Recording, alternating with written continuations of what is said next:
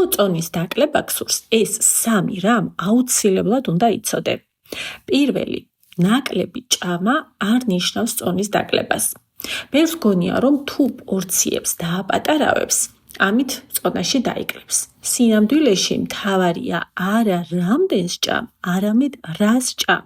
თუ უვარგის საკვებს მხოლოდ შეამცირებ, ორგანიზმი სწორად მაინც არ იმუშავებს. მთავარი არის ბალანსი ცილების, ცხიმების და ნახშირწყლების. მეორე, ცილა არის მთავარი საფუძველი წონის კლების დროს.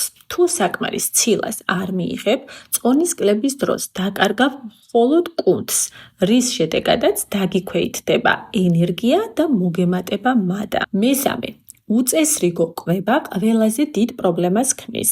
მაგალითად, დღეს ყველაფერი სწორად გააკეთე, ხვალ დაარღვიე, ზეგ იშიმშილე, მერე ტკბილეული შეჭამე, მერე ისევ სწორად გააკეთე. ასეთ რეჟიმში ორგანიზმი ვერ ახერხებს სწორად მუშაობას და წონის კლება არ ხდება. თუ იკლებ, კარგავ მხოლოდ ისევ კუნთს და არა ცხიმს.